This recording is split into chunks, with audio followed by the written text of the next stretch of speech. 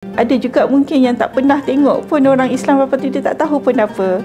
Darling, you look so beautiful. What is this? Dia tanya hijab ni apa kan.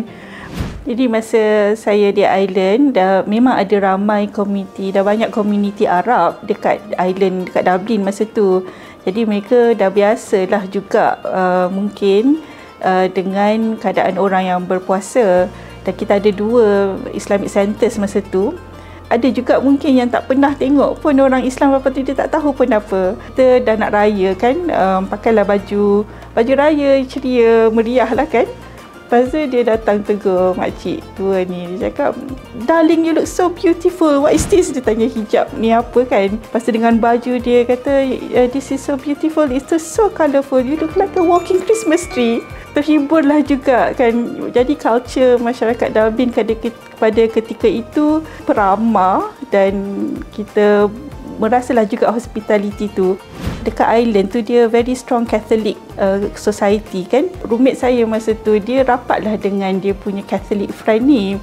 Sehingga dia kata, I know you need to preach to me and I need to preach to you. So let's leave it at that, and in front of God we will say that you have done your job, I have done my job preaching each other's faith.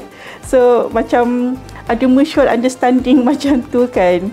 So but it's an experience lah bila kita bergaul dengan non-Muslims and kita foster understanding dengan culture yang berbeza. Kristian pun ada konsep fasting juga, cuma mereka fasting, dia rasa konsep fasting kita sama macam konsep fasting dia. Jadi inilah ada peluang untuk kita saling bertukar-tukar pandangan, bertukar-tukar pengetahuan, untuk saling nak fahamkan mereka kenapa kita puasa dia lain daripada puasa mereka. So bila dia dah rapat dengan kita, barulah dia akan tanya soalan-soalan tentang puasa. Kenapa you pakai tudung, orang lain tak pakai tudung? Malaysian juga. Dia ingat tu Malaysian tu semua Muslim kan. So soalan-soalan macam tu lah, fikir dalam jugalah sebelum nak berjawab dengan hikmah tu. Ramadan ni adalah satu peluang untuk kita mengenali culture lain, dan peluang kita untuk memperkenalkan Islam dan culture kita kepada orang lain juga.